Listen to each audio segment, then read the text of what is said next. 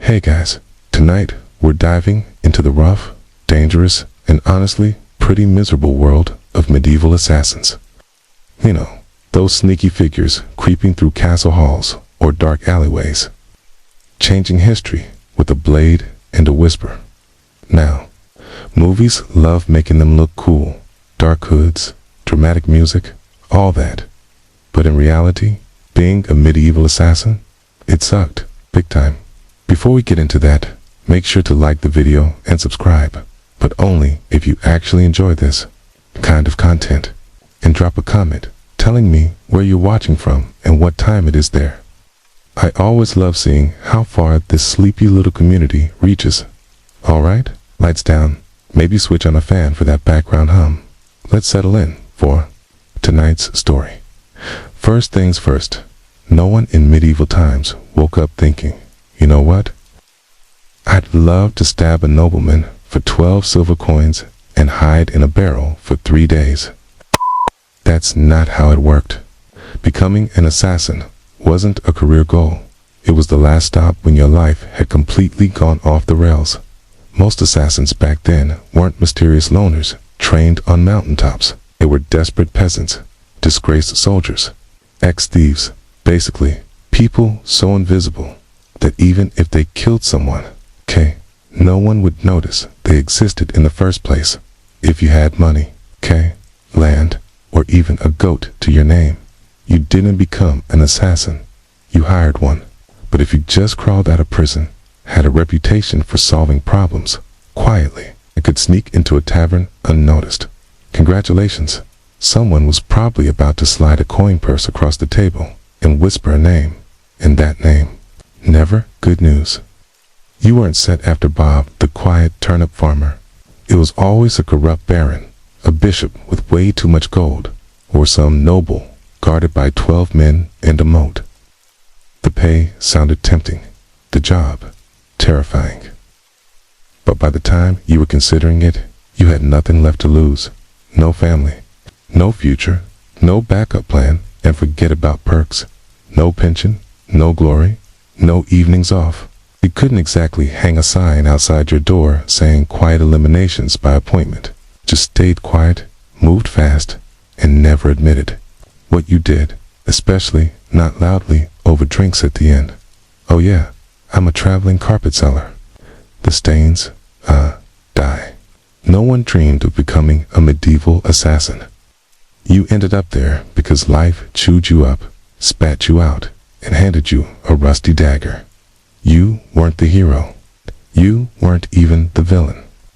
You were the nervous. Footnote: everyone avoided making eye contact with, and chances are, you didn't live long enough to enjoy the coin. Now, let's crush a few myths.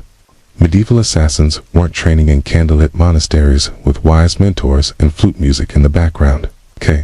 There was no inspirational montage, no teacher, no pep talk. You learned by surviving. Barely. Most assassins were desperate amateurs, with half-decent instincts and the ability to climb a wall without sneezing. If you had military experience, great. At least you knew how to hold a knife. If not, well, stabbings, not complicated. Escaping with your kidneys still intact. That took skill or dumb luck. There were no manuals, no training guides. You didn't get taught how to spot a body double or where the noble kept their hidden exits. You figured it out while hanging from a window ledge, praying you hadn't just snuck into the servants' quarters again. Poison. That was all trial and error, heavy on the error. Sometimes it worked. Sometimes your target just got dizzy and more suspicious of his dinner. Sometimes you drank the wrong cup. There's no hotline to call. It's risky guesses and a strong stomach. If you got really lucky, you might have picked up tips from thieves or mercenaries. Maybe some old assassin showed you how to walk without making your boots squeak. But that kind of mentoring. Rare, short-lived assassins didn't retire. They disappeared. Weapons. Training. Forget it. You weren't carrying a broadsword. You had a stolen dagger. Maybe a garrote if you were feeling fancy. And whatever else you could hide under your cloak without rattling. You weren't a martial arts master. You were a desperate guy with rough hands, quiet footsteps, and an unhealthy relationship with dark alleyways. Success didn't come from training, it came from surviving. You learned to kill by doing it quickly, sloppily, and disappearing before anyone could sketch your face and tack it to the nearest church door. In short, your education. Brutal, practical, no graduation, just bruises, bloodstains, and the growing realization that you were very much on your own. And why did anyone become an assassin? One reason: coin, cold, heavy, dangerously tempting coin. The promise of money is what got you into this mess. But the reality? Most of the time, you got paid in lies. No one hiring an assassin wanted a long-term relationship. They wanted a one-time job, no paperwork, no witnesses, including you. They'd offer half the silver up front, the other half only after the job was done, if they were feeling generous. But here's the truth: when the job is done really meant, after we make sure you didn't mess up, make us look bad, leave a trail, or survive long enough to talk. So you did the job, snuck through the shadows, risked your life, maybe killed a baron in his sleep. Not poetic, not glamorous. And when you came back, about that payment. The client was gone. Sorry. Or worse, they sent someone after you. A knife to the gut costs less than a bonus. Even when you did get paid, it was never really worth it. Not for the risk, not for the blood, not for the 3 days you spent hiding in a haystack, covered in fleas, wondering how your life ended up like this.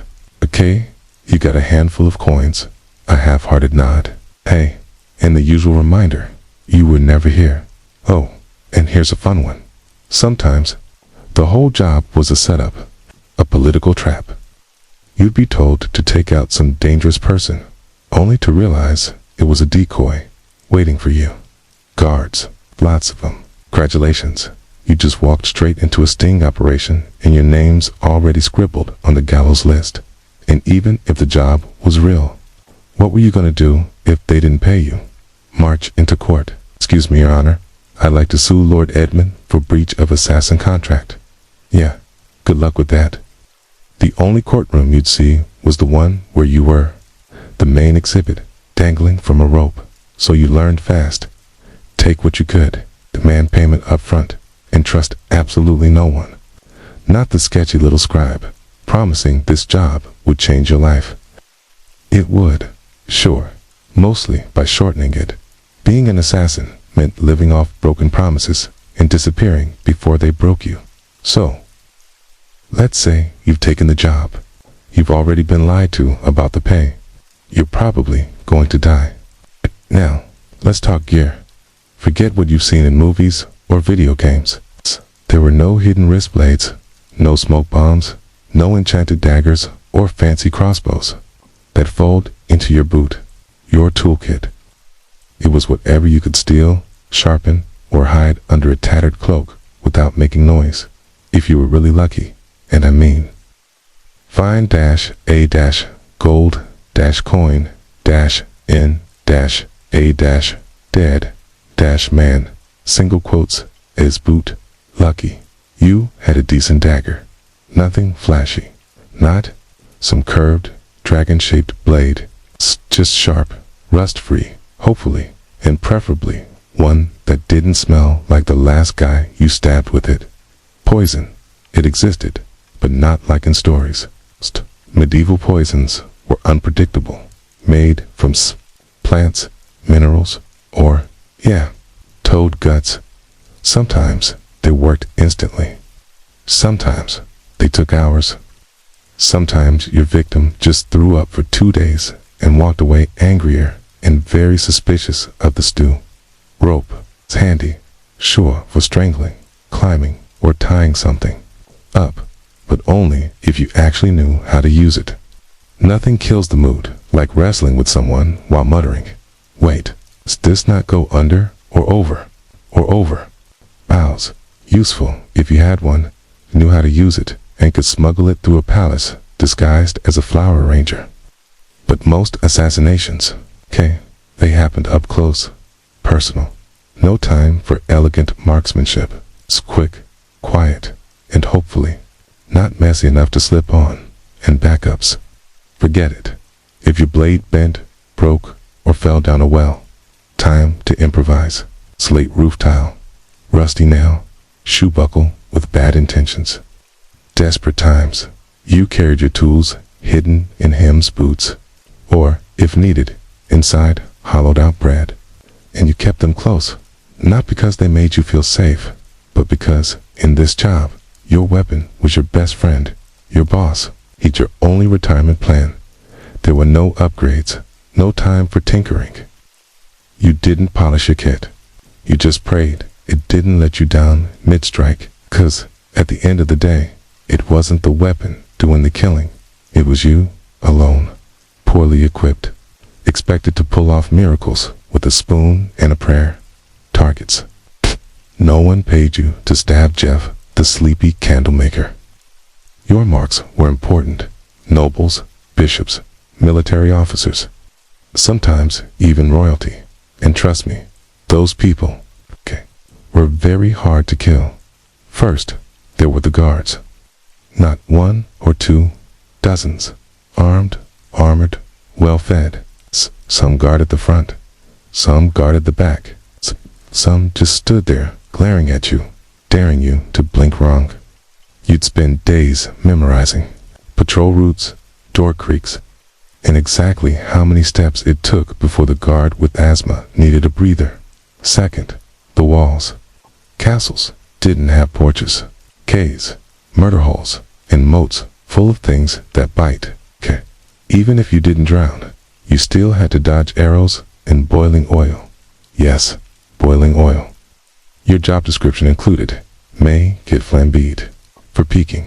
Third, the servants and staff, cooks, scribes, stable boys. One wrong look from you, and they'd be whispering to the guard captain faster than you could say, I'm just the herbalist. You weren't just fighting swords, you were fighting medieval gossip, and that stuff traveled faster than wildfire.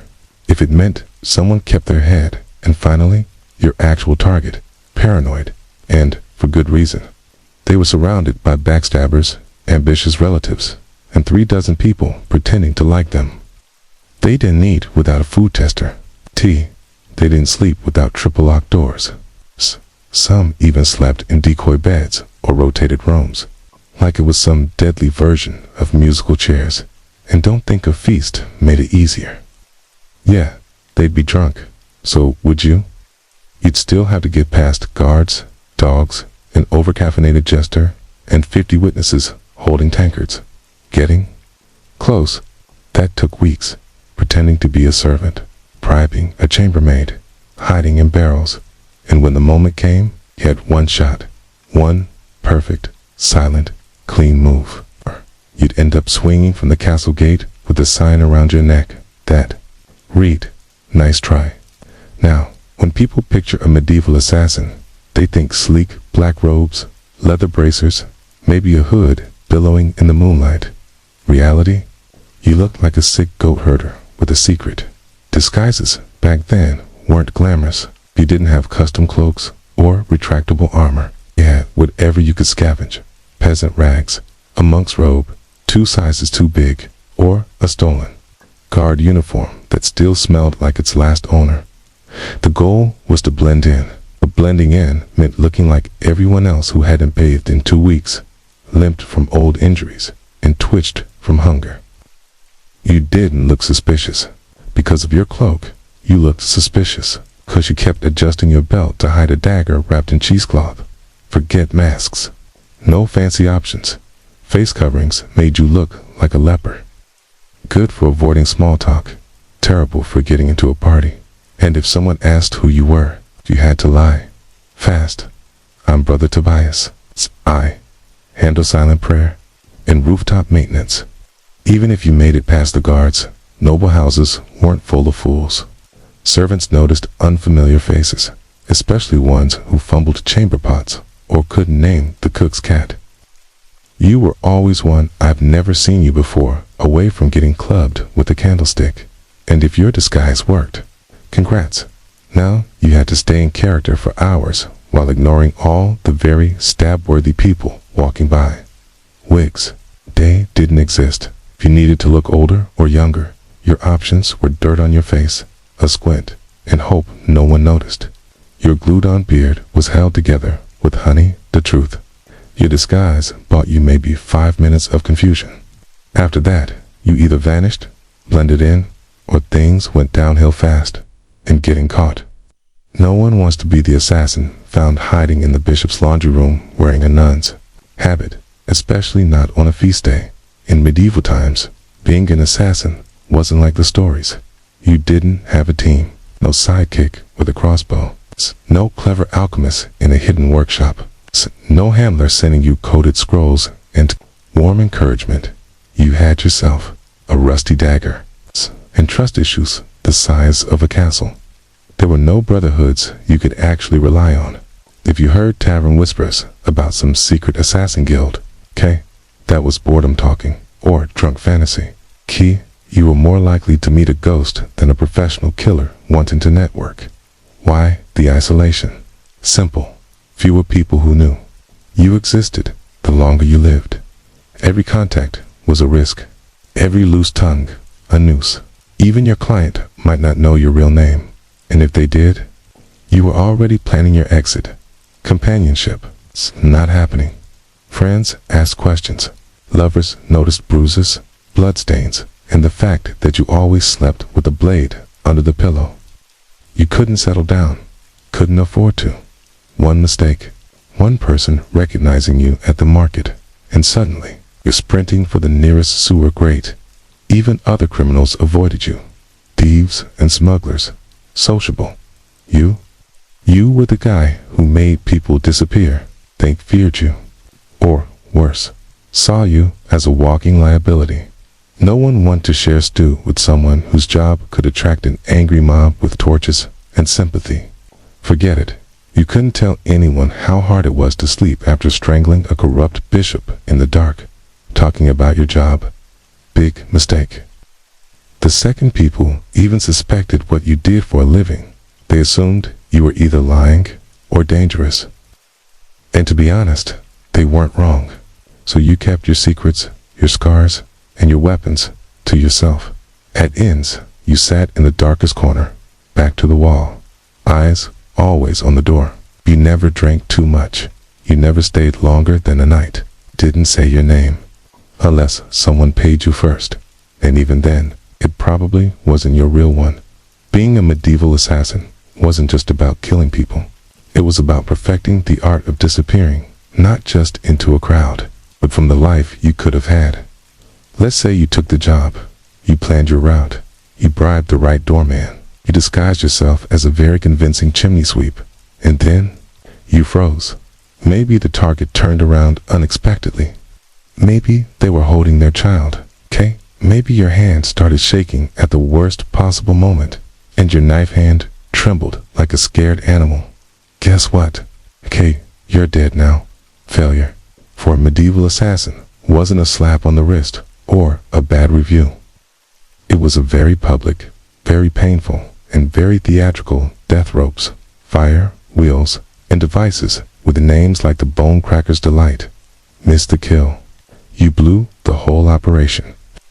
Your target lived and immediately told the world someone tried to murder them. Suddenly, you weren't a shadow. You were a wanted man, with a rough sketch of your face nailed to every tavern wall within 30 miles. And those guards you snuck past. Now, they were really motivated.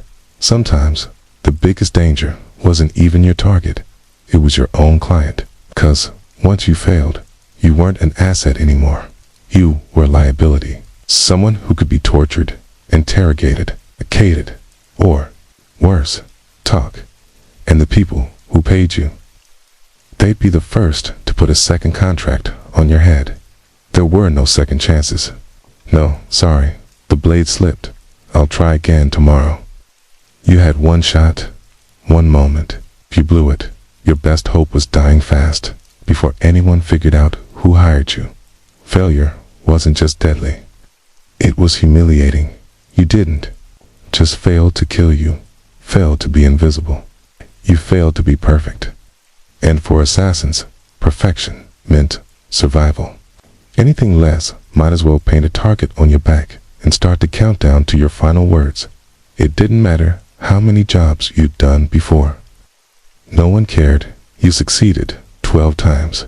In this world, you were only as good as your last kill.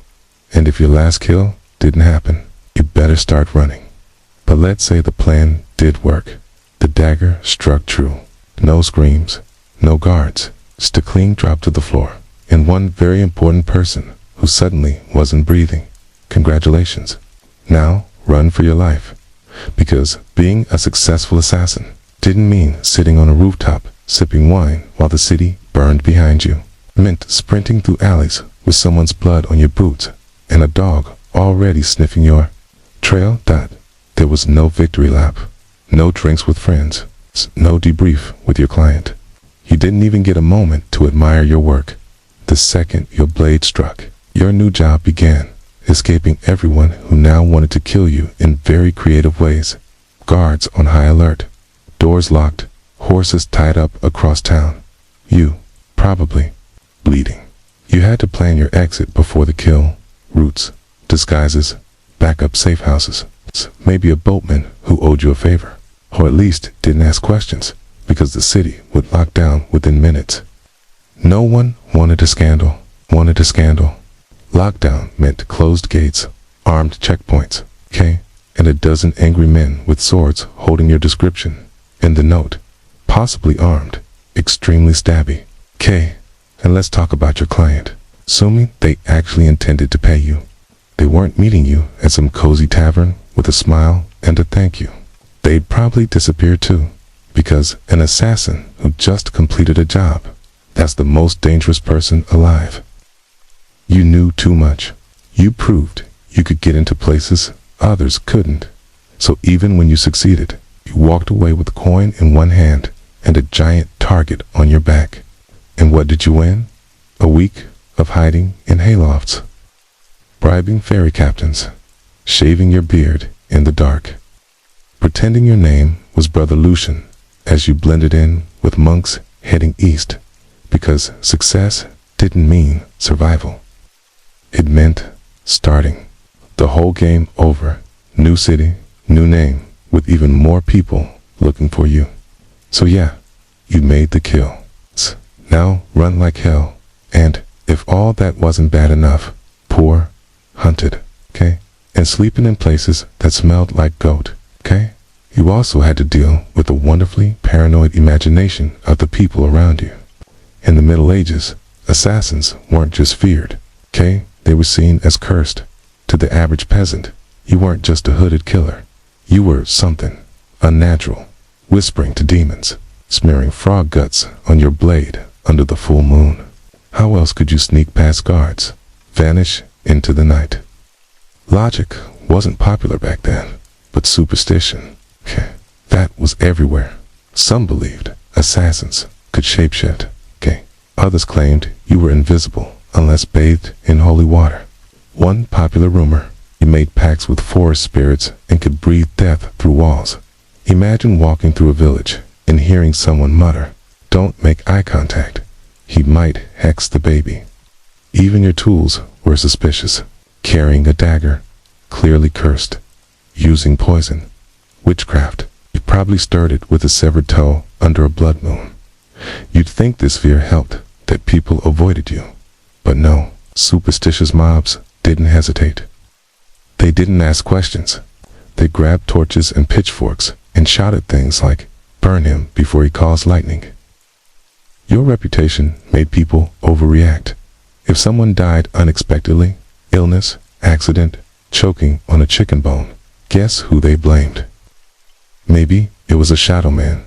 Maybe it was him. You could be hunted just for existing in the same village as a suspicious death. That meant constant movement. Stay too long, and suddenly the priest is ringing a bell while 5 angry farmers with pitchforks corner you like they've been waiting for this moment their entire lives. And heaven help you if you were caught with anything weird, dried herbs, strange coins, even a foreign accent. That's all it took for someone to shout "sorcerer," hand light a torch, in a world that believed monsters wore human faces. Being too quiet, too clever, or too fast made you a threat. And threats, quite quickly, preferably on fire. Poison. The assassin's elegant weapon. A quiet kill. No mess, no screaming, no steel on bone. Just a sip, a stagger, a sigh, stun. That's the theory anyway. In practice, poisoning someone in the Middle Ages was like trying to win a bar fight with herbal tea and wishful thinking. First, poisons weren't reliable. You didn't have neat little pills labeled fast-acting doom. You had plants, mushrooms, maybe a toad. You gathered, you ground, you prayed. And even then, maybe your target got a stomach ache. Maybe they just threw up and doubled their guard team. There were no precise doses. You eyeballed it. A pinch too little. Your victim just feels queasy and skips dinner. A pinch too much. You die from exposure before dessert. In kitchens, chaos. You couldn't stroll in and sprinkle nightshade on the soup. You've had to bribe or impersonate a cook. Sneak in when no one was watching. Worst of all, you had to poison food that would pass through 3 tasters and a dog. Yes, a dog, if your victim was noble. Their meals were basically military operations. Tasted, blessed, sniffed by everyone from the steward to the jester. By the time the food hit their plate, it had gone through more security than the royal treasury. Security than a royal wedding. Even assuming you did it, you slipped inth. It's poison. It wasn't detected, and the target actually ate it. The next part was wildly unpredictable. Some poisons took Horsem. Took days. 1 minute, your mark is laughing at a joke. The next, he's clutching his stomach and demanding to see his astrologer. And if they survived, guess who they'd blame? Not the cook, not the taster, you, the quiet man with the herbal knowledge and twitchy eyes. So poisoning wasn't efficient. It was risky, slow, and full of variables, none of them in your favor.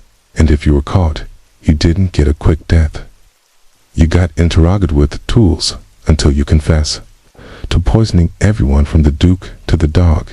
You'd think that if you successfully hanged the course of history by removing a tyrant, sabotaging a royal bloodline, or silencing political threat, someone would remember your name.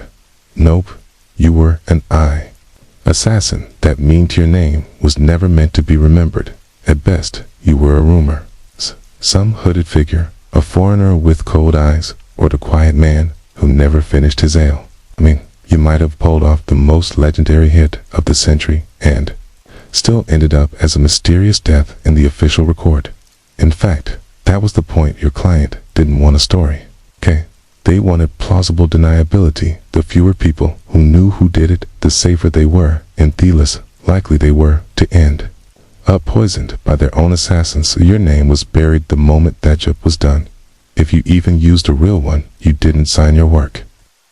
You didn't brag. You didn't keep trophies. You didn't exist outside the moment of the kill. And if someone did know your name, that was a loose end. And in your profession, loose ends had a very short shelf life. And forget about honor, there were no medals for silence. No stone monuments for the man who stopped the war with 1 dagger in the night. If a noble wanted a statuette, commissioned one for themselves. You've got a wooden box and an marked grave. Or, if things went really badly, a head on a spike label literator. Sometimes your name was known only so it could be cursed. You'd become a whispered warning. Don't cross the king ring. Remember what happened to Lord Ulrich? Yes, and the man who did it? Gone like a ghost? That was your legacy. Not fame, not fear, just absence. You weren't so passetto, leave a mark. You were supposed to vanish. And if you stuck around long enough to be known, that was a fatal mistake. Because in the medieval world, heroes got remembered, assassins got erased. So you survived. You got the job done. You even managed to get paid. Amicable in itself. Now, all you have to do is lay low, keep your head down, and trust that your client will honor the deal and protect your identity. Right, wrong, because enthralled of medieval assassination, there was one rule: even more sacred than don't get caught. Never trust anyone, especially the person paying you. Your client Bethy, a noble, a merchant, or a bishop with ambition and very loose morals, didn't hire you out of respect. They hired you because they needed something awful done, and you were the sharpest tool in the shadows. Once the job was complete, you became a liability. You knew too much. Yaknu who wanted who, dead, when, why, and possibly how much they were willing to pay for it. That made you dangerous, not just to their enemies, but to them. So, what did they do? They ghosted you. They denied they ever met you, or worse, they sent someone else after you to clean up, to tie off the contract with something sharper than ink. There were even cases where clients double booked, hiring one assassin to do the job and another to kill the first one immediately after. Nor funds, just reduced risk. And if you dared try to blackmail a client, threaten to expose them, that was bold and also your final mistake. Because powerful people in the Middle Ages didn't negotiate with assassins, they crushed them. If your client had a shred of Honora, rare species indeed, you might get paid and left alone, but even then you'd still have to assume they were watching you from a distance with someone already sharpening, steel, and memorizing your walk. You were the secret that couldn't talk, the shadow that couldn't stay. Even success wasn't enough to earn trust, 'cause in their eyes, if you killed on sale, could kill again, and no one, not even the person who hired you, wanted to be next.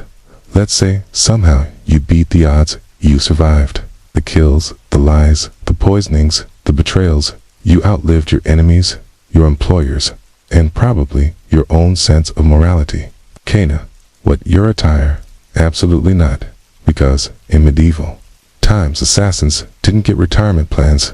There were no farewell banquets, no quiet cottages by the sea, no pensions paid in gold coins and grateful whispers. You didn't fade into a purposeful life, you vanished, or you died. Often both. The problem was simple. You were never safe, even if you walked away from the job your past didn't. You had too many secrets in your head, too many names in your memory, and too much blood on your hands. People didn't want your red tired. They wanted you forgotten, which usually meant buried. And even if no one came after you, and that's a big if, you had to live with a constant fear that someone might that a new assassin, young and eager to prove himself, had just received a contract for a shadowy figure who used to be someone dangerous. So ya changed your name again. You moved to a village where no one asked questions. You faked a limp, sold herbs, pretended you once worked as a guard. But even then, you didn't sleep well. You avoided crowds. You always sat facing the door. You kept your dagger under the floorboard, next to the pouch of coins you never touched, because it still smelled like the man you earned it from. You couldn't trust yourself either. Years of silent killings and quick escapes did something to your brain. Every knock on the door made you flinch. Every stranger on the road might recognize you. You stopped dreaming because dreaming was dangerous. You couldn't love, you couldn't relax, couldn't laugh too loud. You lived like a ghost pretending to be a man. The truth was, there was no end game for a medieval assassin, just a slow, cold fade into obscurity. Always moving, always watching Guntel. One day, you slipped into the dark, and no one noticed, and maybe that weighs the best you could hope for. By now, you've probably figured it out. Being a medieval assassin wasn't darkly romantic. It wasn't noble. It wasn't even all that profitable.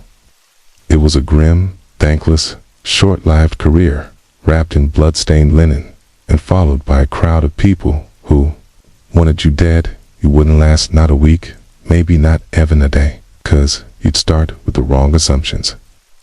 That you'd be sleek, in control, a whisper in the dark, but what you'd really be is cold, hungry, and one bad guess away from the noose.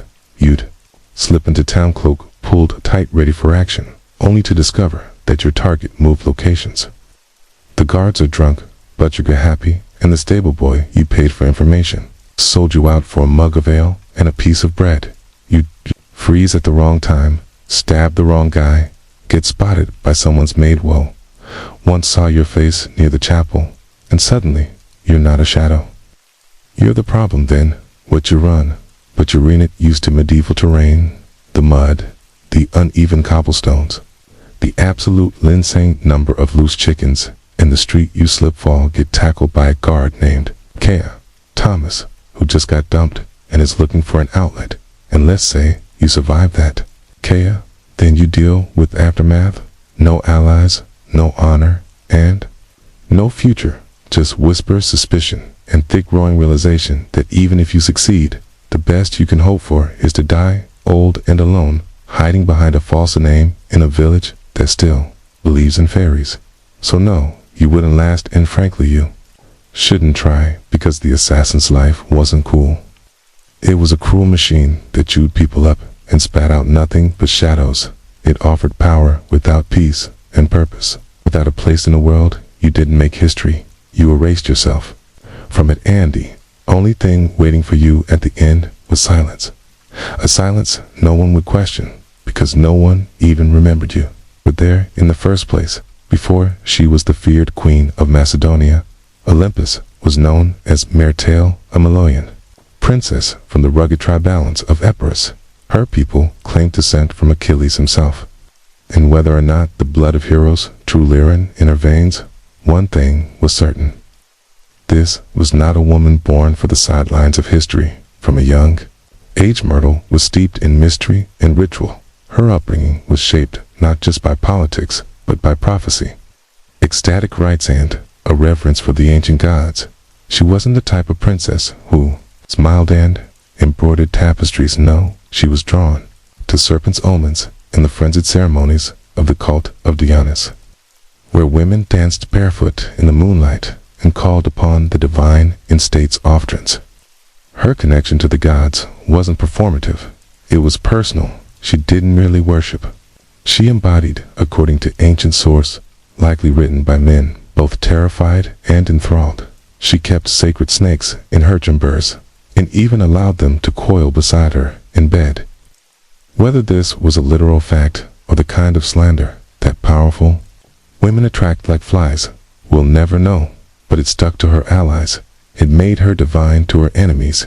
It made her dangerous, for real power began not in a battlefield or throne room, but in unity flicker of torchlight among the whispers of priestesses and the curling bodies of serpents. She wasn't just a princess. She was a living oracle, a woman touched by something older than politics and colder than steel. So, when Philip II of Macedon, brutal, brilliant, and famously horny, arrived at the island of Samothrace for a religious initiation, he didn't just meet a beautiful princess, he met a mystery he couldn't resist. Their marriage wasn't just a political alliance, it was a collision of prophecy and power, and from the very beginning, it was full of omens. Some said lightning struck the sky on their wedding night, others claimed Olympias dreamed of a thunderbolt entering her womb. All of it would become legend. But one thing is certain, union of Olympias and Philip didn't just create a child, it created Alexander the Great. And she intended to shape his destiny. From the very first breath, Olympia's marriage to Philip II was not the fairy tale one might expect for a queen who would one day birth an empire. From the beginning, it was a combustible mix of prophecy, pride, and paranoia. Philip, ruthless, charismatic, and already collecting wives like trophies, married Olympias around 357 BCE. She was likely just a teenager, but she wasn't naive. She saw in Philip a man whose ambition matched her own, and perhaps even a divine match for her spiritual destiny. Macedon wasn't exactly an easy kingdom to walk into. It was a land of iron and ambition, where kings were killed by cousins and brothers turned into rivals overnight. But Olympias, the priestess of Popyrus, walked in with her head held high and eyes already on the crown. Their marriage was rocky from the start. Philip, for all his political genius, was not built for monogamy. He would go on to marry multiple women, often for alliances, always for power. But Olympias wasn't Oneto. squabbling the shadows. She held her own court, maintained her own alliances, and was known to turn oracles and rites to divine her future. And perhaps Philip's fate. Then came the birth of Alexander. Even that was wrapped in celestial drama. Legends say Olympus dreamed that a thunderbolt struck her womb, and that flames danced around her child. Without burning him, Philip reportedly had a vision of sealing his wife's womb with a lion. Yes, a literal lion. Whether they believed these visions or invented them, they certainly acted as if Alexander was destined to rule not just a kingdom, but the world. But even as the child was celebrated, cracks in the royal marriage deepened. Olympus resented Philip's other wives, especially his Macedonian bride Cleopatra Eurydice, whom he married later in life. This was more than a domestic issue, it was a threat. Cleopatra was Macedonian born, and any sin she bore would be pure in the eyes of the local nobility, a direct threat to Alexander's future. Olympia saw it clearly. The palace wasn't just a home, it was a battlefield, and she would use every snake dream, ritual, and whisper. She had to make sure her son wasn't just remembered, but crowned. She was no longer Myrtle. She was Olympus now, and no one would take her son's throne without facing her wrath. By the time Alexander was a teenager, the Macedonian palace in Pella had become a war zone of veiled insults, political maneuvering, and bitter rivalries. Olympus wasn't just fighting for influence, she was fighting for survival. She knew that the court was filled with snakes, but she was the one who taught them how to bite. Philip II had begun to distance himself from her. He was campaigning, more drinking, more, and perhaps, worst of all, listening more to his Macedonian advisors. The final blow came when he married a young noblewoman named Cleopatra Eurydice, not to be confused with the Cleopatra of Egypt. This Cleopatra was Macedonian born, and her uncle Attalus was one of Philip's top generals. To Olympias, it wasn't just betrayal, it was a declaration of war. The marriage ceremony was a disaster from the start. At the feast, Attalus, drunk and loud, openly mocked Olympias and Alexander. He even questioned whether Alexander was really Philip's son, or, as Olympias liked to claim, the child of a god. It was meant as an insult, but Olympias turned the rumor to her advantage. Let them whisper. Let them believe her son was touched by Zeus. It made him untouchable. Alexander stormed out of the feast. Olympias left Macedon altogether, retreating to Epirus. But this wasn't defeat, it was strategy. Back in her homeland, she was still royalty. She could build alliances, stir unrest, and quietly watch as Philip's palace started to rot from the inside. She didn't need to be physically present to be dangerous. Then came the real shock. Philip was assassinated at his daughter's wedding, just as he was preparing to invade Persia, just as he was about to crown himself, not just king of Macedon, potential emperor of the known world. The same question echoed through every hall and corridor. Who did it? Was it Pausanias, the angry bodyguard who carried it out? Was it the result of palace intrigue? Was it Alexander himself? Or, whisper it softly, was it Olympias? No one could prove it. No one dared. But plenty believed it. And within days, Cleopatra Eurydice, Philip's new young Macedonian wife, and her newborn child were dead, murdered. Many believed by Olympias herself. The Serpent Queen had returned to the palace, and nothing stood between her son and the throne now. With Philip dead and Macedon lost in grief and confusion, Olympias made her move. While others hesitated, she acted swiftly, brutally, and without mercy. First, Cleopatra Eurydice was eliminated. According to chilling accounts, Olympias didn't just have her killed, she made it public, humiliating, unforgettable. Some say Cleopatra was forced to hang herself after watching her infant daughter murdered. Others claim Olympias had the child thrown onto a funeral pyre. The details differ. But one thing's agreed on, Olympias showed no mercy. She understood what many royal mothers refused to accept. In a palace, mercy is weakness. A rival child, no matter how small, is a future war. And Olympias was done playing defense. With Cleopatra and her bloodline gone, Olympias turned her focus to securing Alexander's place on the throne. Her teenage son, bold, brilliant, already trained by Aristotle, was declared king with barely any opposition. But don't be fooled. This wasn't just about Alexander's charm or his father's legacy. It was Olympias. She knew which generals to threaten, which nobles to flatter, and which enemies to quietly remove. Sheena, she wasn't just protecting her son's rise. She was building it. Alexander didn't always approve. Reports say he disapproved of the violence against Cleopatra's family. But he didn't stop it. Deep down, he understood what his mother had always known. Power demands blood. And in Macedon, bloodlines were both a gift and a curse. With her son, now king, Olympias stepped back, but only from the spotlight. This wasn't retirement. She simply shifted her attacks from open strikes to whispered influence. As Alexander prepared to conquer Persia, she stayed behind, not as a passive queen mother, but as the spiritual guardian of his destiny. She sent him sacred relics. She consulted oracles. She performed rituals in his name. To Olympias, her son's campaign wasn't just a war. It was prophecy. Alexander wasn't invading Persia. He was fulfilling fate. And as long as she lived, no rival, Macedonian, Persian, or otherwise, would derail that fate. She had crowned her son. She had purged the palace. Now, she would guard his empire quietly from the shadows, with teeth bared. As Alexander marched east, Olympias remained in Macedon, a queen without a throne, but far from powerless. Her title was Queen Mother, but make no mistake, she ruled behind the scenes.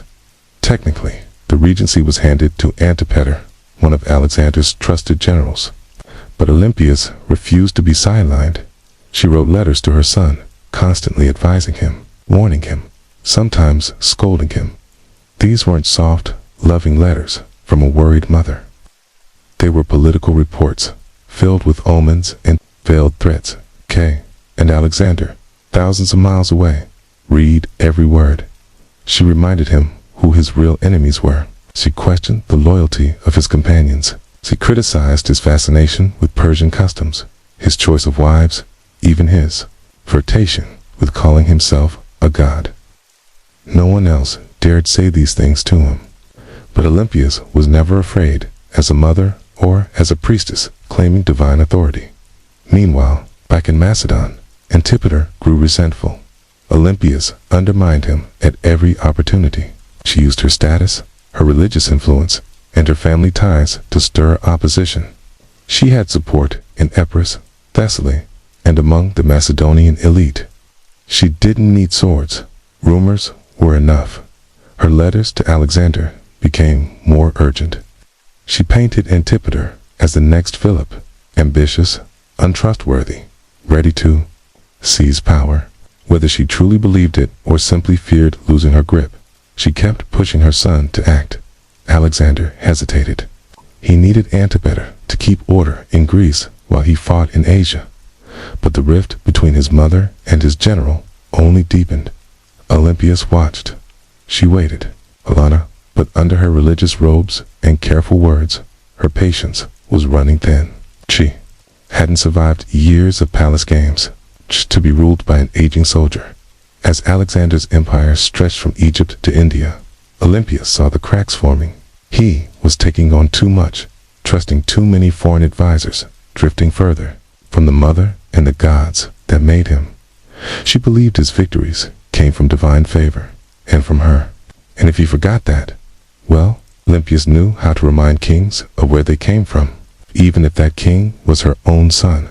When news of Alexander's death in Babylon reached Macedon in 323 BCE, it didn't feel like a trumpet. It felt like a dagger. For Olympias, it wasn't just the loss of a son. It was the collapse of everything she had built. Her boy, the storm she had predicted, raised, unleashed, was gone.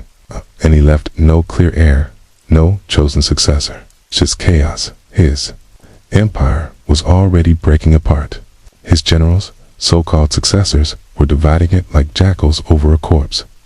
Antipater still held power in Macedon and Greece, and he hated Olympias.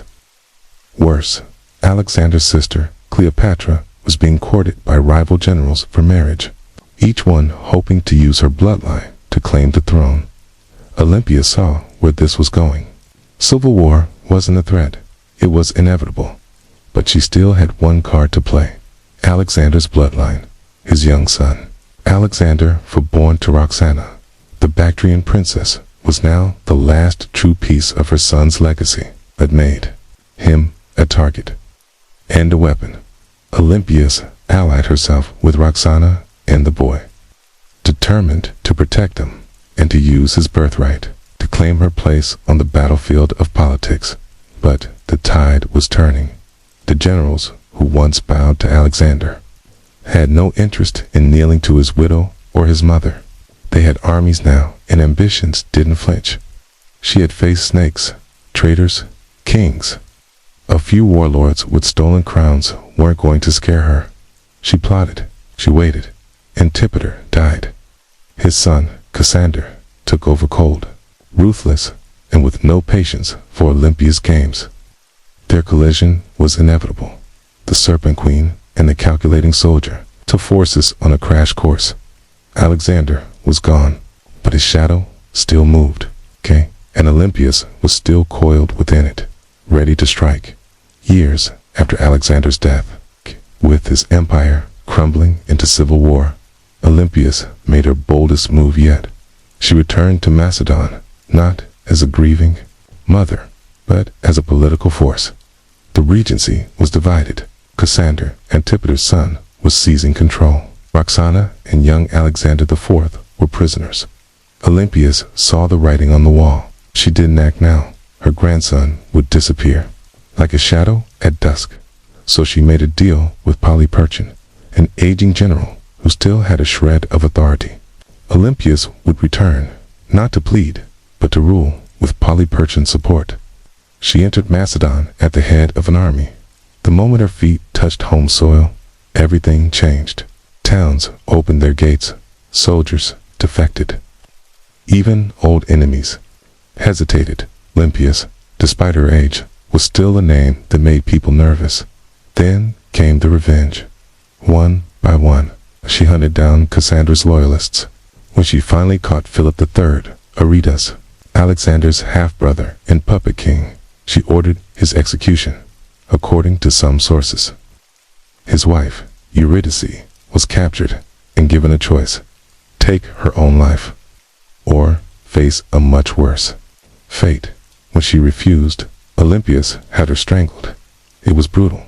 It was political theater, and Olympias made sure the message was clear. Only the bloodline of Alexander had the right to rule. For a brief, Kyrie moment, Olympias held the kingdom in her grip. She restored the dynasty. She silenced her enemies. She reminded Macedon what power looked like when wielded by a woman with nothing left to lose. But power in Macedon was like fire in dry grass. Cassander was still out there, calculating, waiting, ready. He returned with an army, larger, richer, colder than ever. Olympia's allies abandoned her. Polyperchon's influence collapsed. The tide turned. Olympias, now isolated in the fortress of Pydna, watched as her enemies closed in. She had lit the match. Macedon had burned. And now, the fire was coming for her. The smoke was thick now, and her enemies were at the gates.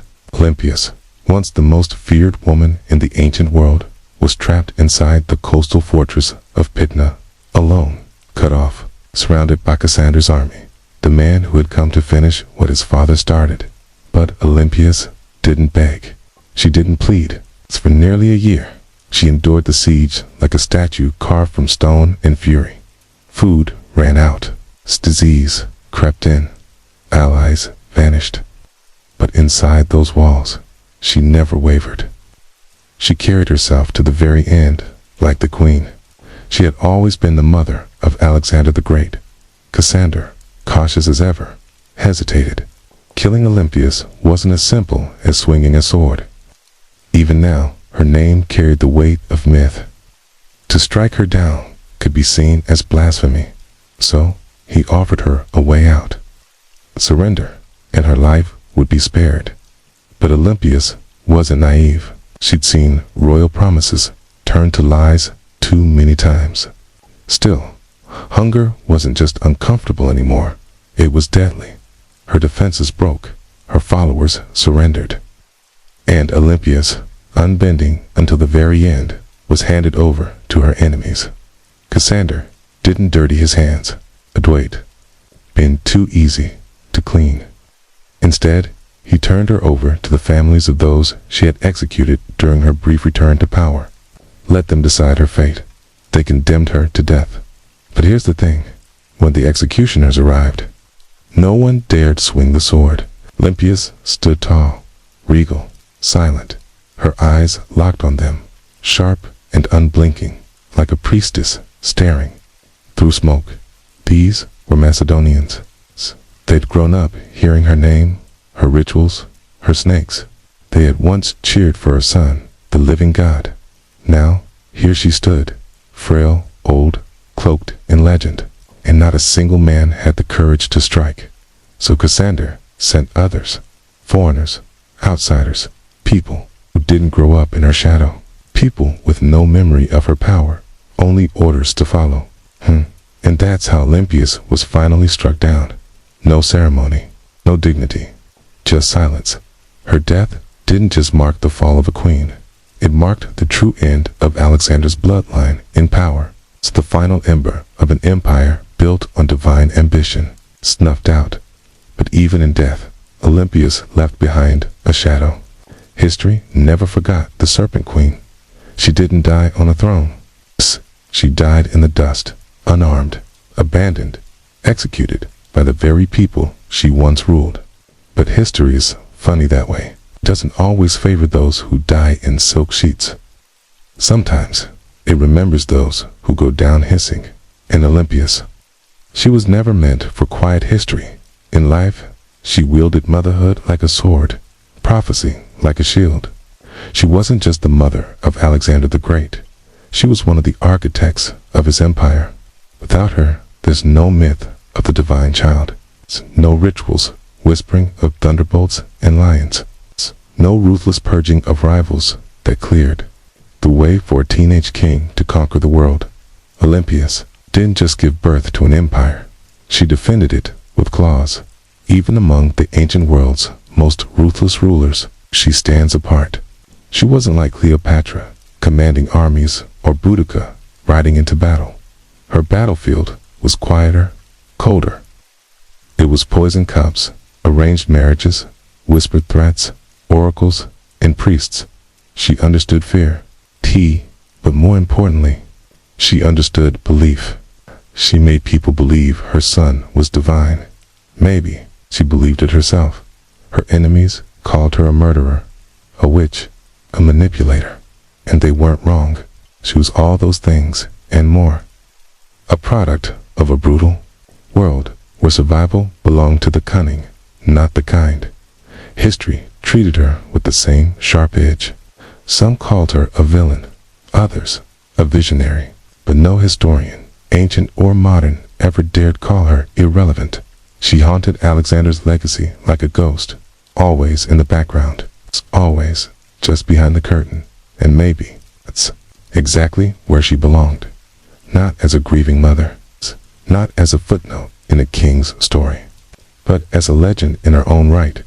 The woman who slept beside snakes, the queen who turned prophecy into power, the mother who outlived gods.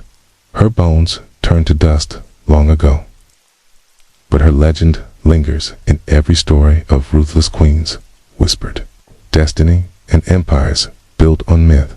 She's still there, coiled in the dark, waiting just a few miles south of modern Heraklion.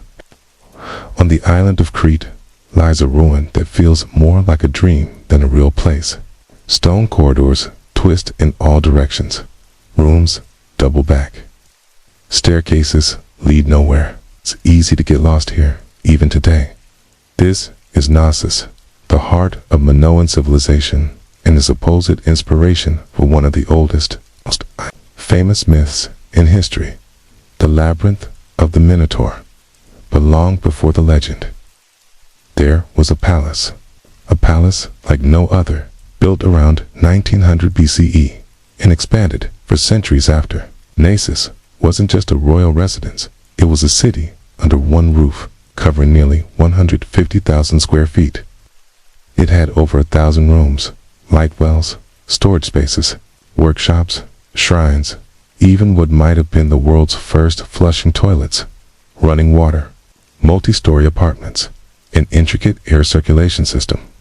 This wasn't a primitive fortress, it was an architectural masterpiece. To modern archaeologists, Knossos looks like organized chaos. To ancient visitors, it probably felt like magic. The man who brought Knossos to modern attention was British archaeologist Arthur Evans in the early 1900s. Evans excavated the site and quickly became convinced this was the origin of the Greek labyrinth myth. The layout, disorienting.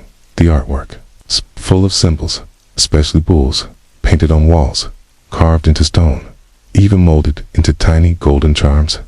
The bull, after all, was sacred to the Minoans. Evans was so sure of the connection, he even named the civilization after the mythic king Minos. Whether Minos was real or not, his legend became tied to these ruins forever. But here's the twist. No one's ever found an actual labyrinth.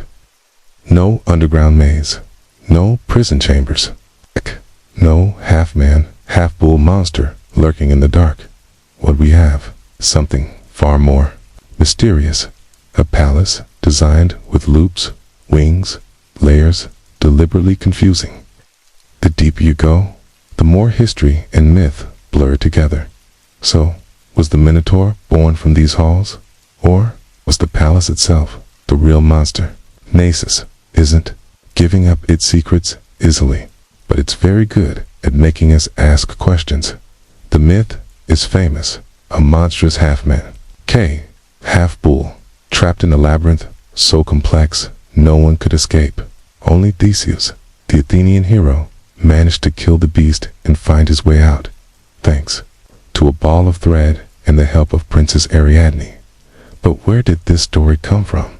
Why a labyrinth? The earliest versions of the myth speak of King Minos, powerful ruler of Crete, who demanded tribute from Athens. 7 boys and 7 girls every year, their fate to be fed to the Minotaur, a creature born from punishment and shame. The Minotaur symbolized the dark side of power, the savage, hidden face behind polished walls. To ancient Greeks, Crete had always been a land of wealth, mystery, and fear. The seafaring Minoans were seen as both sophisticated and alien. Their rituals involved bulls. Their art showed strange gods. Their palaces were unlike anything in mainland Greece. To a Greek from 1000 BCE, Knossos must felt like another world entirely. The bull itself was everywhere. Frescoes show men and women vaulting over charging bulls in elaborate rituals. Stylized bull horns, the horns of consecration, sat atop rooftops and altars. At a palace that feels like a maze, the ingredients for a myth were ready. But what if the Minotaur wasn't just a monster? What if it was a metaphor? Some scholars believe the story reflects real memories of Cretan dominance over Athens, a time when the Greeks truly did pay tribute to a foreign stronger power. The labyrinth. It could represent the political entrapment of weaker states. The Minotaur, the raw, terrifying force behind Minoan rule. Others see it differently, as a psychological tale. The labyrinth as the human mind. The Minotaur as our hidden fears. Theseus, the hero, bravely navigating the darkness, guided only by memory and love. Regardless of interpretation, Knossos remains the closest thing we've ever found to a real labyrinth. No monster, no Ariadne, but maybe something deeper. Not just a myth echoing through history, a history that demanded to become myth, long before Athens built marble temples. Before Sparta sharpened its spears, the Minoans flourished.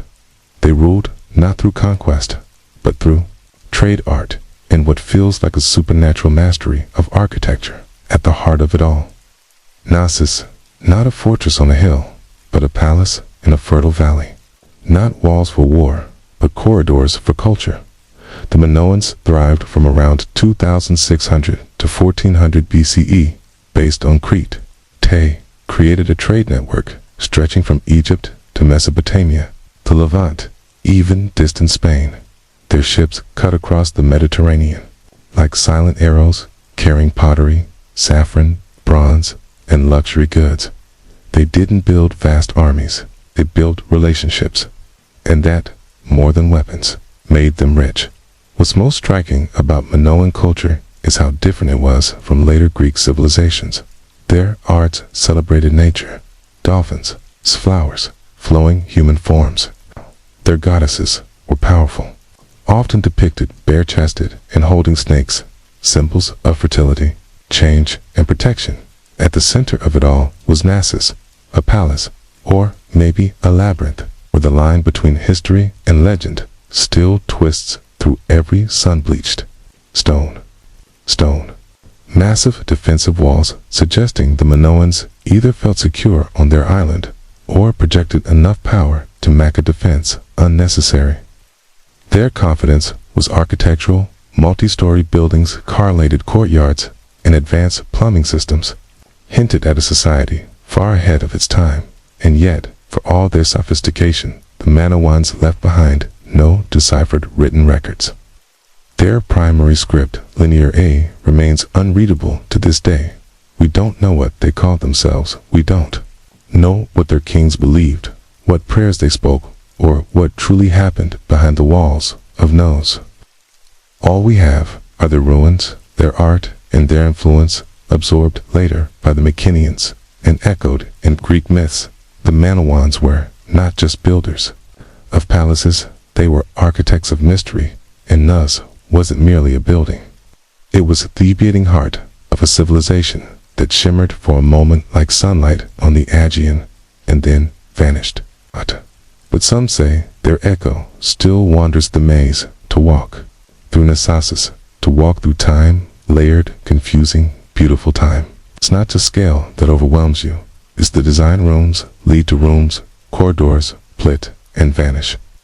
Light wells cut through the heart of the building stairs, spiralento. Shadows or emerge suddenly into sunlit courtyards. Nothing moves in a straight line. It's not hard to see why ancient visitors might have whispered labyrinth. Knossos wasn't just a palace. It was a living organism spanning an estimated 150,000 square feet. The complex contained over 1,000 chambers, some tiny, some grand. These weren't randomly placed rooms. They were purpose-built workshops, storage spaces, shrines, apartments, and throne rooms, all arranged around a large central courtyard that may have hosted public ceremonies or bulling rituals. The palace was built on multiple levels, up to 4 or 5 stories tall, in places using natural slopes and artificial terraces. To navigate it without getting lost, you'd need memory, instinct, or a threat like Theseus. And yet, this apparent chaos hides a remarkable blind talents. The Minoans mastered passive ventilation, cooling rooms through air shafts and open stairwells. They funneled rainwater through clay pipes and had toilets that flushed. Long before Rome made it fashionable, one of the most iconic areas is the so-called throne room, named for the alabaster chair built into the wall flanked by benches. Around it, our fresco of griffins, mythical guardians, was the seat of a priest. King, a goddess's chamber, a sacred court. No one knows for certain, and the walls they speak in color. Vibrant fresco show dolphins swimming above bathtubs, women in elegant flounced skirts with bare chests yell sleeping bulls mid-air.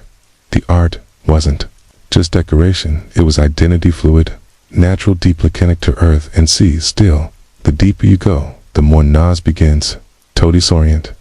Some parts seem intentionally complex, like they were designed to confuse. Maybe that's the root of the labyrinth. Legend, not a prison for monsters, but a palace that felt alive, a building that invited a ritual and just a touch of fear. No locked doors, no mythical beasts, just a place built to make you question where you were and what was waiting around the next corner. Nos wasn't just an administrative center or royal residence. It was a place of worship, an architectural expression of the Minoan soul steeped in ritual math and divine mystery. Unlike later Greek temples, there are no towering columns to Zeus or marble shrines to Athena. Instead, the spiritual world of Knesset is more subtle, woven into the fabric of the building itself. Shrines hide in corners, pillars rise like sacred sentinels, horns stylized, carved symbolic appear on rooftops, and altars everywhere you look. The bull motif dominates, suggesting powerful connection between worship, the natural world, and this revered animal. The Minoans didn't seem to fear the bull. They celebrated it. The famous bull leaping fresco in Nos isn't just athletic art. It may depict a religious rite, young men and women vaulting over a charging bull, locked in a dance of danger and grace. It wasn't sport, it was sacred theater, possibly an offering to the gods, or a symbolic triumph over Child's den. There are the snake goddesses discovered in storerooms beneath the palace. The snake goddess figurines are among the most iconic Minoan artifacts. Hair-breasted arms, raised with serpents coiled in their hands or around their bodies. These figures radiate power. They are not submissive idols. They are guardians of the household fertility, and perhaps life itself. To the Minoan snakes, symbolize renewal, rebirth, and mystery. Creatures of both earth and underworld, the rooms where these objects were found hint at household shrines or ritual spaces, quiet sacred corners, hidden among the palace's bustling heart, combined with the frescoed horns, the altars, and the labyrinthine corridors. The entire complex begins to feel like a ritual machine, a structure built not just for living, but for connecting with that of being. There is no centralized temple at Nos, because the palace itself was a temple. Its layout, art, and design were all part of a spiritual worldview, where boundaries between sacred and secular didn't exist. This was a place where myth was architecture, where a corridor could become a passage to the gods, and where every echo in the stone chambers may have once been a whispered prayer. Nos didn't just house people, it housed gods.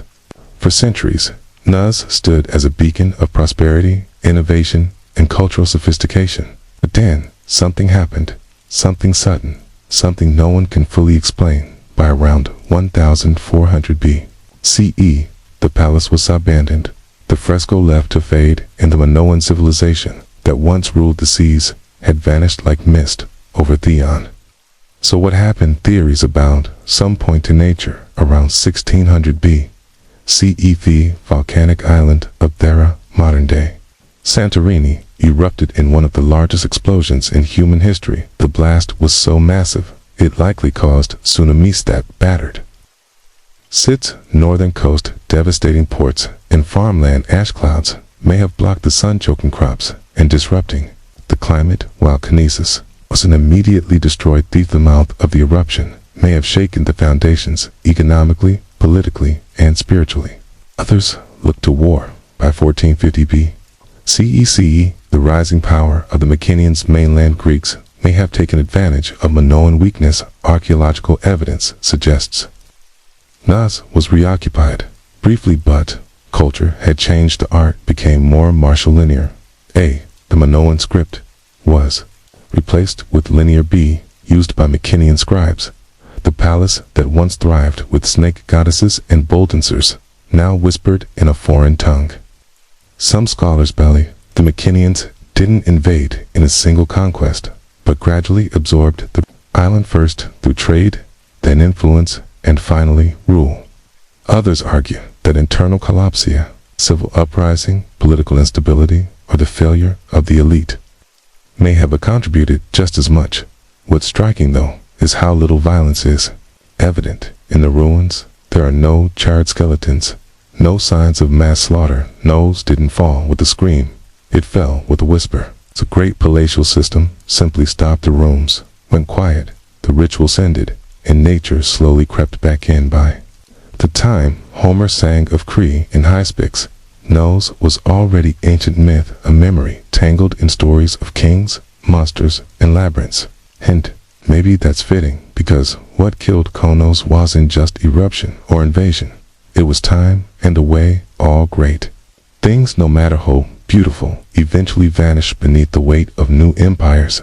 But the bones remain, and if you listen closely, the maze still hums beneath the earth. For thousands of years, Gnosis lay buried beneath the Cretan soil, just another mound of stone lost to time, its name forgotten, its myths distorted, its wells swallowed by olive groves and dust. Okay, that is, until one man decided to chase Alajan. His name was Sir Arthur Evans.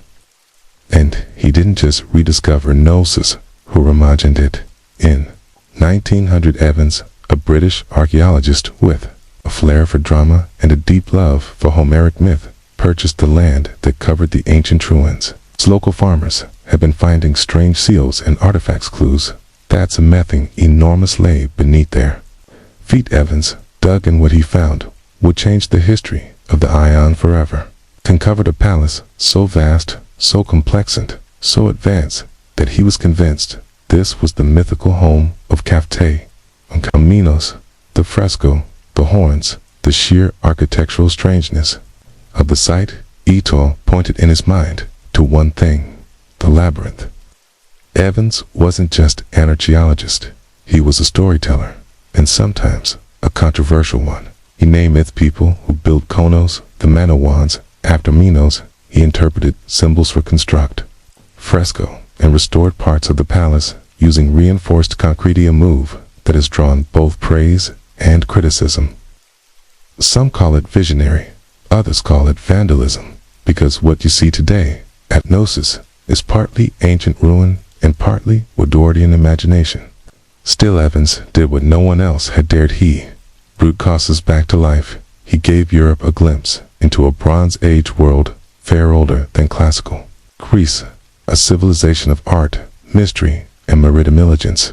He also unearthed the still undeciphered linear script, opening new questions about language, literacy, and the limits of our historical understanding.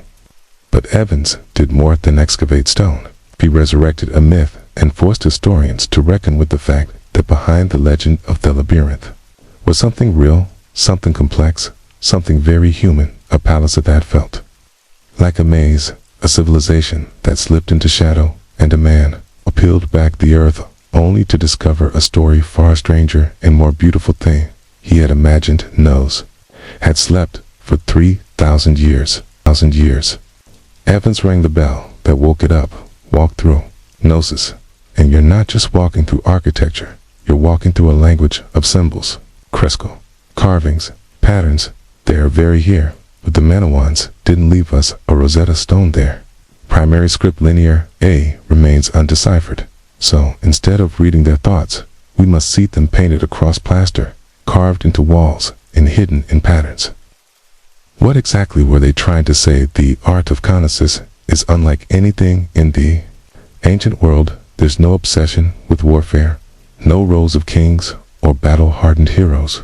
Instead, we find nature-leaping dolphins, blooming lies, birds in flight, and sacred bulls. The humans, area live, elegant, and often dancing or performing rituals. Even in scenes that suggest danger, there's rhythm and beauty. The Minoans weren't chronicling conquests. They were celebrating life cycles and possibly cosmic order. The most iconic symbol, though, is the double axe or labris. It's found throughout Nose, in Shrinisan fresco, even etched into stones. The double axe is believed to be a religious symbol, possibly tied to female divinity or celestial cycles. Some suggest the very word labyrinth might derive from labis, making the labyrinth, not a maze, at Albert. A house of the double axe, a sacred space, not a trap. Then there are the horns of consecration, stylized bull horns placed at top walls and altars. These may have been religious markers separating sacred space from the mundane, combined with frequent depictions of bulls and bulloping rituals. It's clear the animal had deep spiritual significance, whether it represented nature, fertility, chaos, or a divine presence. No one agrees, but the bull is everywhere. Even the layout of Konos may have symbolic meaning. Some archaeologists believe it was built not just for function, but to mirror celestial or seasonal patterns. Its winding corridors and nested rooms could represent a journey through life, through death, through the underworld, a spiritual maze. Not a physical prison, but without a deciphered script. Every theory walks a thin line between insight and imagination. The Minoans spoke in symbols, not stories, and so we're left to interpret. What is Nas saying? We hear the rhythms, we see the images, but the meaning that remains just out of reach, like a thread unraveling into mythnosis. A ruin, yes, but it doesn't feel dead. Walk its corridors today, and you'll sense something humming just beneath the surface. Not ghosts, not gods, but echoes of myths, of lives of questions that refuse to go away thousands of years after its fall. Nos still holds us in its maze. Tourists wander its halls. Archaeologists dig for answers, and writers spin new talismans, fired by its shadow. The Minotaur may be myth, but the feeling of the labyrinth is real. We don't know who ruled Nos. We don't know the names of its kings, queens, sir, priests.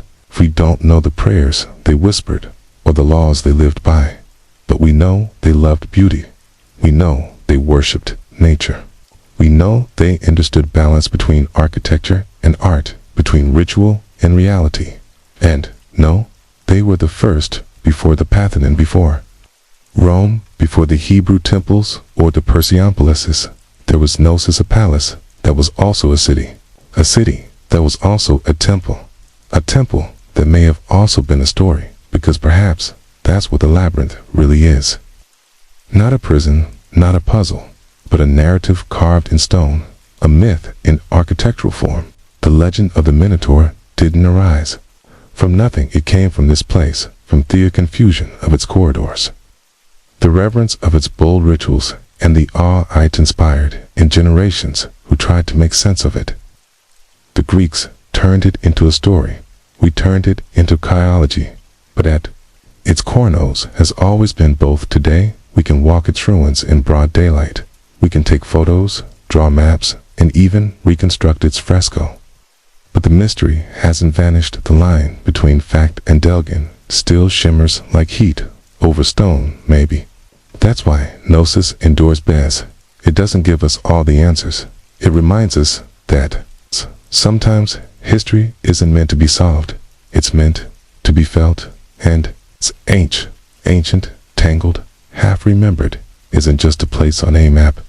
It's a question, one that leads us deeper with every step, and like this is where all still following the thread. Ancient engineers knew exactly what they were doing. The earliest rams were handheld teams of soldiers, simply lifted a tree trunk and smashed it against enemy defenses, like frenzied lumberjacks. But over time, the battering ram evolved. Engineers realized that mounting the ram inside a wheeled frame, often with a roof to protect the crew from arrows and boiling oil, turned it from a tool into a weapon. After the Assyrians, masters of siege warfare, turned rams into psychological weeps.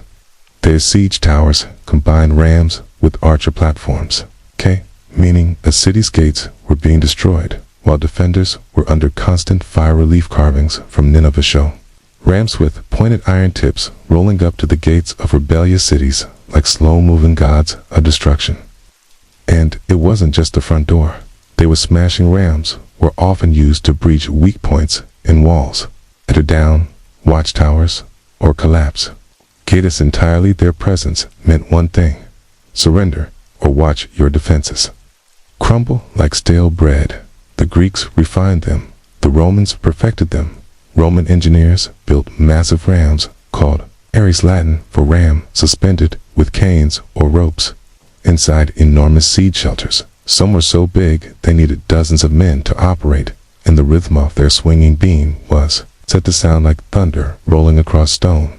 And yet, for all their brute force, battering rams required serious teamwork.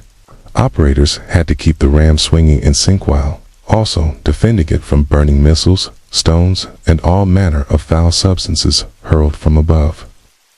A stale ram was a dead ram still when a battering ram got going.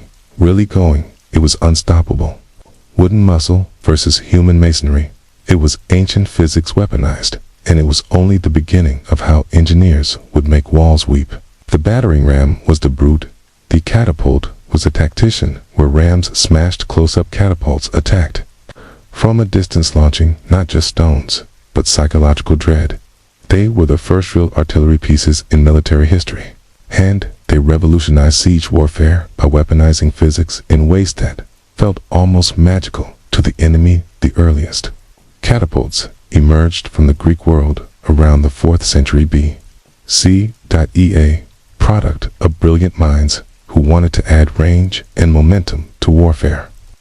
Dionys, the fur of Syracuse, Trent, with a taste for cutting-edge violence, commissioned the first torsion-powered catapults devices, fattest, twisted bundles of sinew, or hair as tension springs. These weren't slingshots for giants. They were precise instruments of siege terror.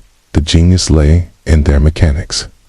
Engineers figured out that by twisting ropes tightly, often made from animal sinew, they could store enormous amounts of potential energy. When released, this force could hurl stones, javelins, or even flaming projectiles hundreds of meters. The two main types evolved quickly. The ballista, which launched massive bolts, like a giant crossbow, and the stone-throwing catapult, lobbed boulders over walls or directly at fortifications. Then came the Roman engineers, who never met a Greek idea they couldn't improve. They built catapults that could be broken down, packed onto carts, and reassembled on-site portable siege engines. For professional armies, some Roman catapults could fire 60-pound stones at incredible speeds, capable of tearing through wooden gates, battlements, and occasionally unlucky soldiers. Catapults weren't just about destruction, they were about spectacle. Ancient generals used them to send messages. Sometimes literally corpses were launched over walls to spread disease and fear. Severed heads were lobbed into besieged cities to shatter morale. In one chilling case, the seized bodies were fired into enemy territory as an early form of biological warfare. But catapults had their flaws. They were heavy, required skilled crews, and could be rendered useless by bad terrain. Still, when set up properly, they could batter a city into submission from a safe distance. And, for the first time in history, cities realized their thick stone walls didn't just need to withstand a ram, they had to survive Theskis, because now destruction came flying. If the catapult was clever, that abuch was majestic, towering, creaking, and terrifying. It was the undisputed king of medieval siege warfare. When one appeared on the battlefield, it wasn't just a weapon, it was a statement. It said, "Your walls mean anything." Unlike its tension-powered cousins, the trebuchet relied on gravity at its core. Was a simple principle. A long, swinging arm mounted on a sturdy frame, the heavy counter on one end and a sling on the other. Raise the weight, let it drop, and the arm would whip around, flinging the sling and its deadly payload in a high arc over enemy defenses. It was controlled destruction prices. It's predictable and devastating. The origin of the trebuchet be traced back to early traction models used by the Chinese as early as the 4th century B.C., where manpower replaced counterweights. But the counterweight, trebuchet, the version that would rewrite siege warfare in European. The Islamic world emerged in the 12th century, possibly through Byzantine or Muslim intermediates. Once Europe got its hands on the design, it spread like wildfire through castles and crusades. The power was astonishing. A well-built trebuchet called launch 300 pounds projectiles over 300-meter stones, the size of furniture, would crash into towers, pulverize walls, or crater enemy morale. But the real magic was in the arc. Unlike catapults, trebuchets could hurl projectiles over walls with finesse. This meant they weren't just smashing defenses. They were hitting courtyards, barracks, and supply depots inside. And it wasn't just stones trebuchets, hurled everything diseased animals, burning pitch pots of lime too. Siege warfare wasn't just destruction, it was theater, a deadly game of patience, engineering, and psychology. The defenders behind city walls weren't just battling battering rams and siege towers. They were fighting despair. One legendary tale from the siege of Stirling Castle in Scotland proves the point. The English rolled in Warwolf, a trebuchet, so massive, so terrifying, that the defenders surrendered before it even fired a single shot. But King Edward wasn't interested in mercy. He refused their surrender, just so he could test the machine. And when that counterweight dropped, the castle shook. The trebuchet was medieval engineering at its most brutal, a slow-motion hammer from the heavens. It wasn't fast. It's hours to assemble, minutes to reload, requiring skilled engineers. But no other siege weapon combined range, raw force, and psychological terror quite like it. Catapults hurled death from afar. Battering rams smashed down gates. But siege towers, it brought the fight to your doorstep. Literally, picture a wooden skyscraper on wheels, armored in soaked hides to prevent fire, bristling with archers and spearmen. That was the siege tower, the ancient equivalent of a mobile fortress and armored troop carrier in one. When one of those started rumbling towards your city walls, you knew the real fight was seconds away. Siege towers weren't subtle, but when they worked spectacularly. The Assyrians may have pioneered them in the 9th century BCE, but it was the Greeks and later Hellenistic kingdoms who turned them into towering nightmares. During the siege of Rhodes in 305 BCE, the Macedonian general Demetrius the Besieger built the Heliopolis, the taker of cities, a 9-story behemoth, over 100 feet tall, clad in iron plates, equipped with catapults, and moved by thousands of soldiers. It collapsed under its own weight, but the ambition is unmatched. The logic was simple. Walls only protect you if no one can get over them. Siege towers turned height into a weapon. From the upper decks, archers rained down death. The lower levels, soldiers prepared to storm the battlements. Once the gangplank dropped, it wasn't strategy anymore. It was hand-to-hand chaos. But towers were slow, vulnerable to mud. Prime targets for defenders, armed with fire arrows, rolling boulders, or sabotage terrain. Smart defenders dug ditches, flooded moats, and built secondary walls to stop their advance. Still, when siege towers worked, they bypassed the city's strongest defenses in an instant. Not every siege tactic was loud and visible. Some were silent, subtle, terrifying. Siege tunneling, or sapping, was the art of defeating a city by literally destroying the ground beneath it. Dig under the enemy's wall, prop it up with wooden supports, set those supports on fire. When the timbers burned away, the tunnel collapsed, bringing the wall down with it. One moment, your city stands strong. The next, the foundation crumbles like stale bread. It wasn't glamorous. No giant engines, no thundering launches. But tunneling was the quiet killer of fortress warfare. The Assyrians experimented with it. The Greeks and Persians refined it. And by medieval times, it had become a deadly science. During the siege of Plataea in 429 BCE, Spartans tunneled beneath the walls, only to find defenders had dug counter-tunnels, intercepting them underground. It turned into a knife fight in the dirt. Dark, claustrophobic, torchlight flickering as soldiers fought with picks, blades, and shovels. No glory, just terror, suffocation, mud. But when undermining worked, it's catastrophic. In 1215, during the siege of Rochester Castle, King John's forces tunneled beneath the southern wall, packed the mine with pig fat, and set it ablaze. The burning supports collapsed, taking the tower with them. By the 13th century, siege engineers weren't just builders, They were part geologists, part demolitionists, specialists in soil, stress points, and structural failure. You couldn't go over the wall, couldn't smash through it. You took it down from beneath. But defenders weren't helpless. They had their own brutal tricks. Sometimes hot, always cruel. The most terrifying, Greek fire. Developed by the Byzantines in the 7th century CE, Greek fire was a napalm-like substance that stuck to ships, walls, even flesh, and kept burning, even on water. Sprayed from siphons, hurled in clay pots, turned naval battles and sieges into scenes of pure chaos. The formula, still a mystery, so secret it died with the empire. But the legends, unforgettable. If you didn't have Greek fire, there was simpler, but still horrifying alternatives. Boiling liquids, water, oil, even sand, poured from murder holes.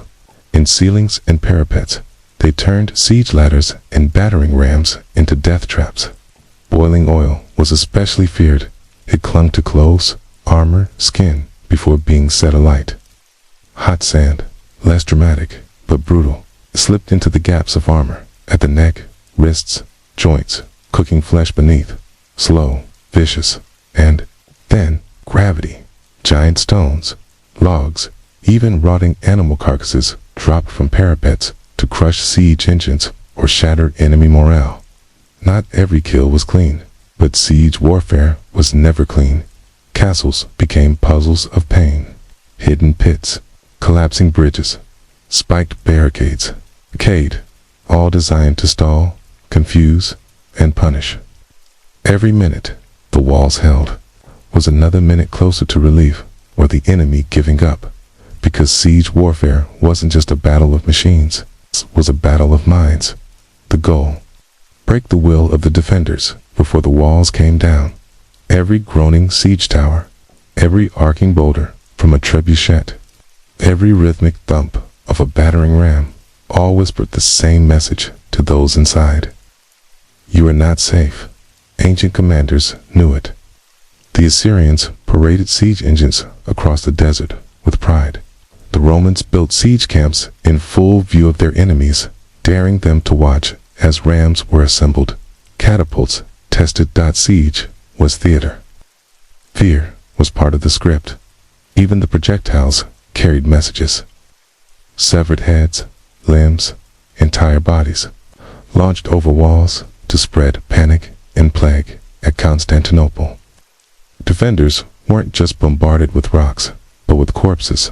During the Mongol siege of Kaffa in 1346, diseased bodies were catapulted over the walls, sparking one of the earliest outbreaks of the Black Death in Europe.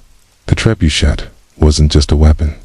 It was an announcement. When one of those giants rolled into place, everyone inside heard it before they saw it. The creak of ropes, the groan of timber, the heavy thunk of the counterweight. It sounded like inevitability. And the worst part? The unknown. Would it be a rock, a barrel of fire, rain of arrows, or silence? Ominous, heavy, engineers adjusting aim as the defenders held their breath. Siege warfare was attrition, not just of stone and timber, but of nerves. The moment the mine cracked, the gates often followed. Sometimes cities fell not from battering rams, but from despair. But the age of trebuchets and towers was never meant to last. Gunpowder changed everything by the late medieval era. Cannons rolled onto the battlefield, and with them, centuries of fortress design crumbled. Stone walls, once considered unbreakable, were reduced to rubble with a single, well-placed iron ball by the 15th century. The great castles of Europe weren't falling to undermining or boiling oil. They were falling to gunpowder. The rules of siege warfare had changed, but the game never really ends. Crashing through their parapets, siege warfare had entered its next phase, explosive, brutal, and deafening. But the principles laid down by ancient engineers, they never really disappeared. Modern artillery still owes a quiet debt to the catapult and trebuchet. every ballistic missile, every long-range howitzer, just a high-tech descendant of the same ancient question. How do you break what's meant to be unbreakable from a distance? Trajectory, tension, physics, force, all tested, discovered, perfected, centuries before gunpowder ever rewrote the rules. Even modern military psychology, shock and awe, overwhelming firepower, the raw spectacle of dominance, traces its roots to ancient siege tactics. Those towering siege engines, rumbling toward city walls, flags snapping in the wind. That was the original shock and awe. It wasn't just about breaching defenses. It was about breaking spirits. And you can still see their legacy carved into the ruins of ancient cities. At Masada, where Roman siege ramps still scarred the desert cliffs. At Constantinople, where layered walls stood for 1,000 years against every engine imaginable, until cannon fire finally cracked them open. Across Europe, castles bear the fingerprints of the siege, round towers, angled bastions, redesigned and reinforced for the next inevitable assault. And today, even in an age of drones, satellite-guided missiles, and cyber warfare, siege tactics haven't vanished. They've evolved. Cities still get surrounded. Defenders still get isolated. The walls, now they're firewalls, blockades, media blackouts, digital embargoes. But the soul of the siege remains unchanged. Someone wants in. Someone wants to keep them out. And both are willing to wait, build, and break to win. The battering rams are gone. The trebuchets sit in museums. But the spirit of siege warfare, still alive and just as destructive as ever.